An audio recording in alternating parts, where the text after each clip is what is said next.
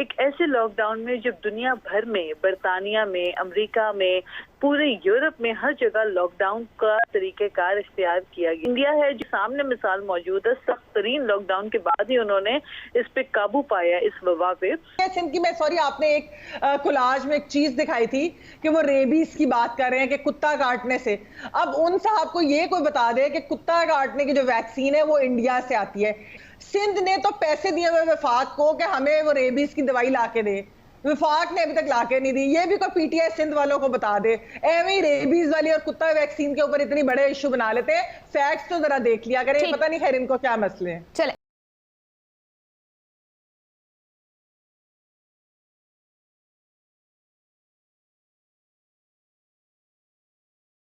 Supposedly सब खुल जाता है, मे के एंड पर आप क्या फोर्सी कर रही हैं कोरोना के मामले को लेकर? आयशा, मुझे तो बहुत एक खौफनाक सिचुएशन नजर आ रही है और मुझे ऐसे लग रहा है कि जो हमारी पीक, और ये तो खैर गवर्नमेंट ने भी कहा हुआ है कि पीक आनी है मई में, और वो पीक आनी है क्योंकि रमजान में जिस तरीके से लॉकडाउन ऑलमोस्ट खत्म ही हो गया, धज्जियां भी घेर दी गई है लॉकडाउन की, हर चीज तो खोल दी गई है। तो फिर उसके बाद हर्ड इम्यूनिटी की तरफ जा रहे हैं, सब ज़हनी तौर पर तैयार हो जाएं। हर्ड इम्यूनिटी आयशा हो नहीं सकती ना। हर्ड इम्यूनिटी क्या है कि अगर आपके वाइटल्स मेरे वाइटल्स से बेहतर है तो आपको कोरोना हो गया, आप बच जाएंगी, मुझे हो गया, मैं नहीं बचूंगी। यानी कि आप ये कह रहे हैं कि भाई मर जाए सारे जिनको जो नहीं बच सकते। ये हर्ड इम्यूनिटी का कॉन्सेप्ट ही बड़ा गलत है और ये होना भी नहीं चाहिए पाकिस्तान के अंदर। हाँ, ये बात जरूर है, असल में लॉकडाउन का मकसद अचीव नहीं हुआ था, क्योंकि लॉकडाउन का मकसद तब अचीव होता है जब एग्रेसिव टेस्टिंग हो। जब तक आप आइडेंटिफाई नहीं कर सकते क्लस्टर्स को, तो फिर सख्त लॉकडाउन का मतलब क्या है? तो ठीक है, इन्होंने खोल दिया, इन्होंने कहा चल सो चल एक काम निकाल ले, तो फिर हमें से जो बच गए साल के बाद। आयशा, अगर हम दोनों बचे हुए, हम चारों, तो हम इंशाल्लाह हम एक और प्रोग्राम में बैठेंगे, लेकिन अगर नहीं बचे, अभी ये मई और जून तो गुजारे, ये हमें बताएं। साहिबा, आपसे ही आगाज कर लेते हैं कि हम जानना चाहें जमीनी हकीकत क्या है। पंजाब में बात करें, पीटीआई की हुकूमत है, नून लीग पॉलिसी को फेलियर कहती है। सिंध में पाकिस्तान पीपल्स पार्टी की हुकूमत है, पीटीआई फेलियर कहती है। विफाक में पीटीआई बैठी है, पाकिस्तान पीपल्स पार्टी उसको फेलियर कहती है। कि क्यों तनकीद कर रहे हैं सब, जबकि एक तरह के बहरान, एक तरह के मसले से तमाम हुकूमतें इस वक्त निमट रही हैं। कि अनफॉर्चुनेटली वजीर आज़म इमरान खान साहब पहले दिन से क्लियर नहीं थे। एक कंफ्यूजन थोड़ी सी फैलाई हुई थी कि लॉकडाउन करे ना करे, लेकिन कभी वो लॉकडाउन, कभी कर्फ्यू, कभी इस तरह की बातें कर रहे थे। उसकी वजह से ये हुआ कि लोगों को समझ ही नहीं आई कि लॉकडाउन होना है नहीं होना। अच्छा, उसके बाद जब 14 अप्रैल था गालिबन, जब इमरान खान साहब ने एक और प्रेस कॉन्फ्रेंस मीडिया टॉक की और उसमें उन्होंने कहा हम कंस्ट्रक्शन सेक्टर ओपन करने जा रहे हैं, बाकी चीजें हम फेज्ड लॉकडाउन करेंगे, स्मार्ट लॉकडाउन की तरफ जाएंगे। उसके बाद उलमा इकराम ने खुद ही कह दिया हमने मस्जिदें खोल दी, हम नेगोशिएशंस बाद में। अब जब ये मिक्स सिग्नल्स दिए जाते हैं ना, तो लोगों को भी लगता है, अब अगर आप सर्वे कर लें, बहुत से लोग कहते हैं जी कोरोना है ही नहीं। उसने हमेशा की भी है कि उनकी गवर्नेंस नहीं अच्छी, फिर ये कि उनकी एक परसेप्शन बनी हुई है जी करप्शन के ऊपर, जो सच झूठ तो वो तो अदालतें तो अभी तक प्रूव नहीं कर सकी, लेकिन एक मीडिया परसेप्शन बना दी कि उनके बारे में। कोरोना के ऊपर सबसे अच्छा लाए अमल सिंध हुकूमत का था। Peoples Party was very clear from day one क्या करना है क्या नहीं। यही चीज पीटीआई को पसंद नहीं आई।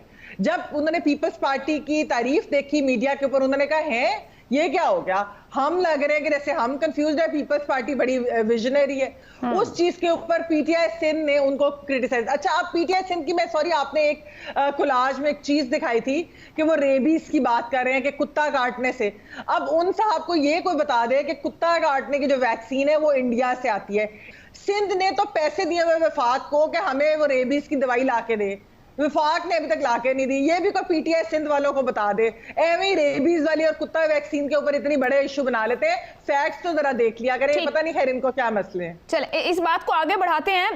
हर जगह एहतजाज लोग भी कर रहे हैं। अगर आज की बात कर ली जाऊं तो ट्रांसपोर्टर्स इत्तेहाद एहतजाज कर रहा है। अगर वो पंजाब में बैठा है तो पंजाब हुकूमत की पॉलिसी के खिलाफ, सिंध में है तो सिंध हुकूमत की पॉलिसी के खिलाफ। देखिए, from the very day one हमने नोटिस किया कि इस हुकूमत में बहुत ज्यादा कंफ्यूजन है। इनकी हर स्टेटमेंट्स में कंफ्यूजन है, ना तो ये खुद क्लियर है, ना इनकी कोई सिम्त क्लियर है, ना ये लोगों को सही रास्ता बता रहे हैं। एक ऐसे लॉकडाउन में जब दुनिया भर में, बरतानिया में, अमेरिका में, पूरे यूरोप में हर जगह लॉकडाउन का तरीकेकार इख्तियार किया गया। इंडिया है जो सामने मिसाल मौजूद है, सख्त तरीन लॉकडाउन के बाद ही उन्होंने इस पे काबू पाया, इस वबा पे। तो फिर मुझे समझ नहीं आ रही कि हम जबकि जानते हैं कि हमारे पास ये हकीकत है कि सेहत के वो वसाइल नहीं है, वो स्टैंडर्ड्स हमारे पास हेल्थ के नहीं है, वेंटिलेटर्स तक अभी तक नहीं मंगाए गए।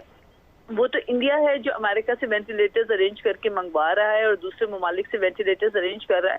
मैंने पार्लियामेंट का इससे पहले वाला जो सेशन था, जब कोरोना स्टार्ट बिल्कुल हो रहा था, पाकिस्तान में नया कोरोना के वायरस वबा फैल रही थी, उस वक्त मैंने हेल्थ सेक्रेटरी से कहा था, parliamentary secretary for health doctor Naushin Hamid को मैंने कहा था कि खुदा के वास्ते आप वेंटिलेटर्स अरेंज कराइए, क्योंकि ये लंग्स को अटैक करता है। पाकिस्तान में हमारे पास जितना भी कर लें, इतनी बड़ी तादाद में इस वबा को उनके मरीजों को टेक केयर करने के लिए हमारे पास मैनेज करने के लिए वेंटिलेटर्स नहीं है। एंड शी अग्रीड कि मेरी बात बिल्कुल असर रखती थी, लेकिन क्या हुआ कि आज तक कोई वेंटिलेटर्स अरेंज नहीं किए गए। दूसरी बात, आप कहते हैं जी सूबों के ऊपर है, सूबों पे डाल दे सारी जिम्मेदारी।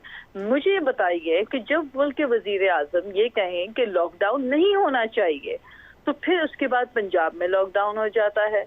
वजीर आजम साहब कहते हैं लॉकडाउन नहीं होना चाहिए, KPK में लॉकडाउन हो जाता है। वजीर आजम कहते हैं लॉकडाउन नहीं होना चाहिए, और उसके बाद जो है वो इस्लामाबाद में लॉकडाउन हो जाता है जहां वो खुद बैठे हुए हैं। तो मुझे बताइए फिर मैं क्या समझूं इस बात को कि वजीर आजम कहते कुछ है, करते कुछ है। ये वजीर आजम कहते कुछ है और होता उसके बरक्स है।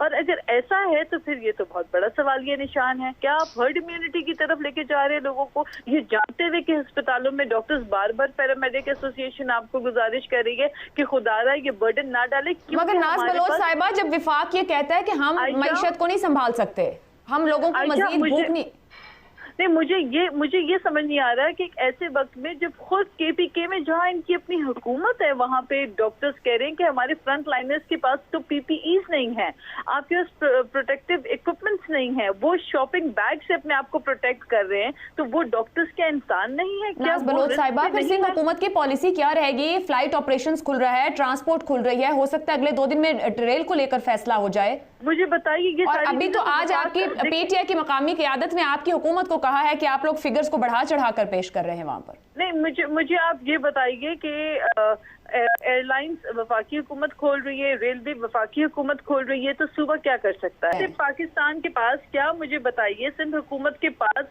फी फर्ज के लिए एक पुलिस वाला है? हमारे पास इतने रिसोर्सेज हैं कि हम एक एक शख्स के ऊपर जो है चेक रखें?